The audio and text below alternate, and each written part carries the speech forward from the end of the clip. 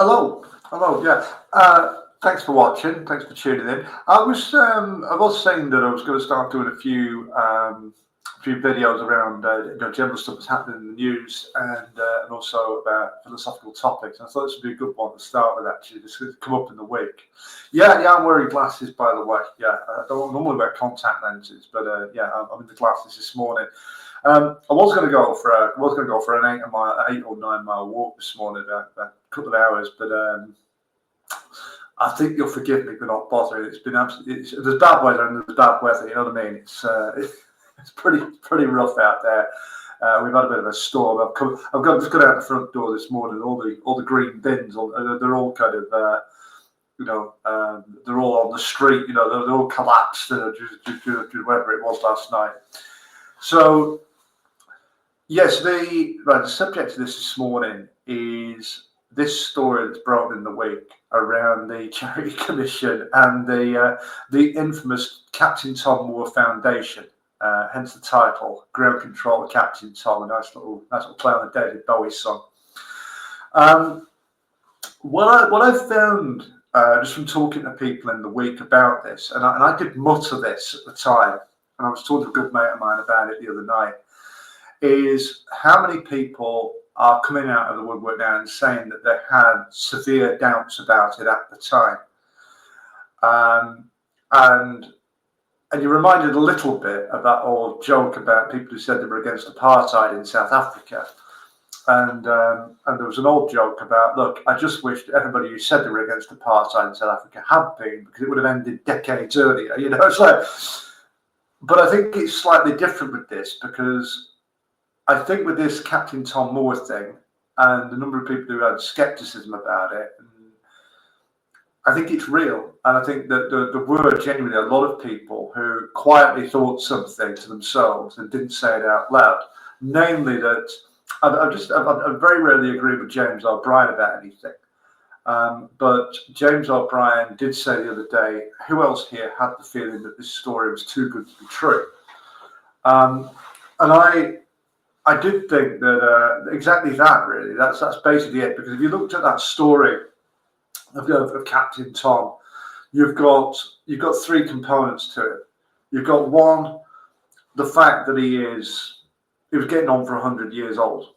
It would have been sort of 98, 99 at the time that he did this 100 laps he'd gone. Two, you had to think about him being in the war, and he was a war hero. And now I'll come to that in a minute, because that's interesting. But he was in the war. That's part of his legend. He fought in World War II. And three, this thing that the money being raised was going to something called NHS Charities, which I'll touch upon again in a second. But this built up a picture that really tugged at the heartstrings of people. People were very much manipulated, and it was like that triple whammy. It was, that three flavour hits in one go. It's like gorging yourself on Neapolitan ice cream. It hit those heartstrings in quite a big way. So people put their hands in their pockets, and I think it was 39 million quid that was apparently raised for the NHS. But there was also a series of books that were written, in Captain Tom Moore's name, anyway. And this is what this scandal centres around. There was an understanding that the money raised from sales of those books as well was going to go to charitable causes, anyway. And it's turned out instead that the family, I think his daughter, Hannah, I think is his name, has been transferring the money for herself. There was a story, I think it was last year, where they attempted to build a health spa with a swimming pool, etc. And they didn't have planning permission, and they had to tear it down. And they'd used some of the money that was apparently earmarked for the charitable trust, had been spent on this health spa, putting this health spa up. And then they'd have to take it down at the council's insistence because they didn't have permission to do it. So there was a big sort of emotional appeal about this, and it was during the lockdown, and I don't think people were necessarily thinking straight. We were all in a very unusual setting. We were under virtual house arrest, and maybe people weren't, didn't have didn't have total use of their faculties. The thing about Captain Tom and his war hero thing is, you need to remember that the reason that anybody who was in the military, so between 1939 and 45, wasn't the reason they were in the military. It's called conscription. If Captain Tom Moore is a war hero, then we have millions of war heroes. What is the difference between somebody who fought in the war and a war hero? Well, no, there has to be. I think if you're saying that millions of people are war heroes, are you not cheapening and devaluing the term?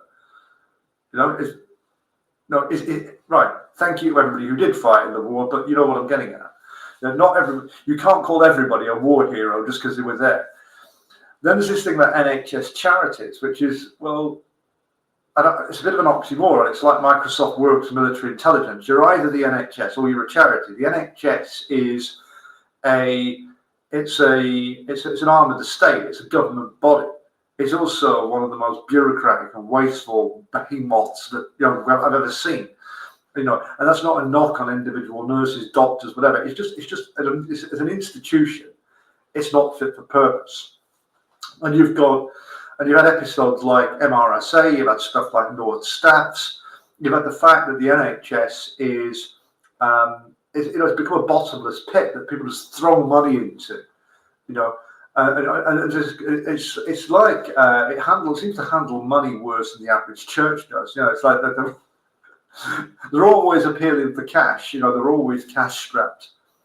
But the NHS seems to have a unique place in people's hearts in terms of it can do no. It can do no. You just have to mention it. It is the altar of the NHS. It's a sacred cow, and you can't say anything bad about it.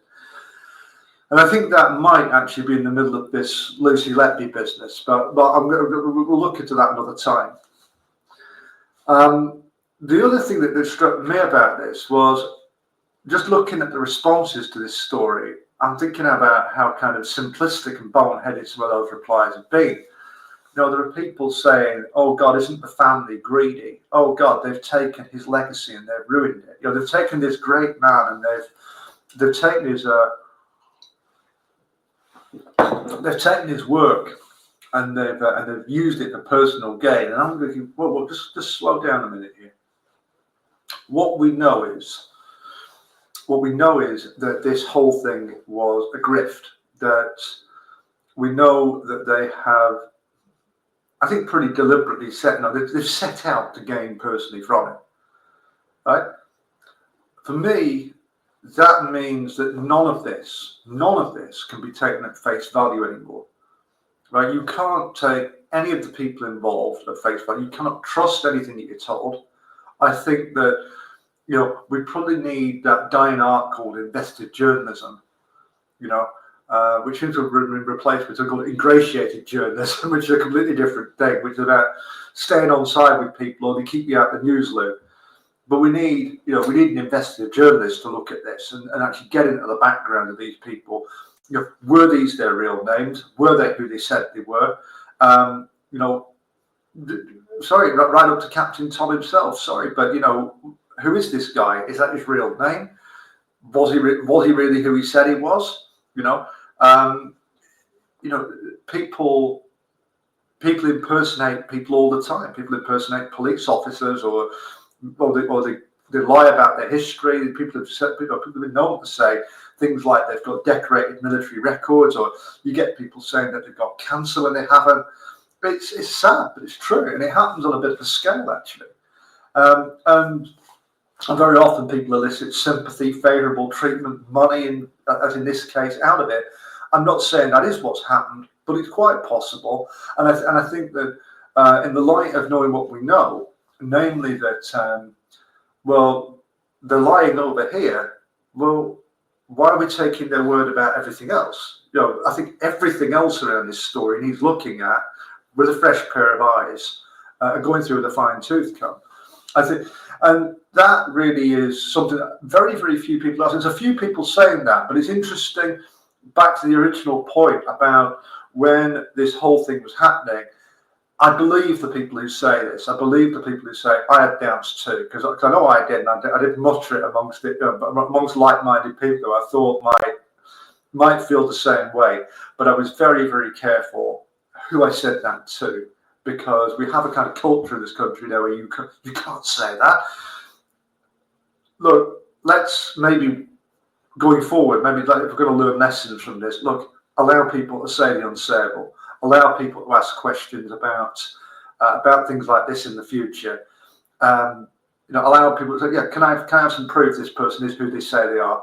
Can I have some evidence this money is going to go where this person says it's going to go? So just so clear, it is good. The money is going to go there. Thank you. Allow that to happen going forward, and let's not have this culture where people are cowed into frightened into I don't know. Thinking something quietly into themselves. So that's my take on it. I wouldn't mind hearing yours. I'd be interested to see if this does go any further. But this narrative that oh God, they've ruined the great man's legacy. The family are greedy. Well, look, the whole thing needs looking at again, and I'd be interested to see if anybody does that. So thoughts and comments on this appreciated, and thanks again. I'll be in touch with another video very soon. Cheers.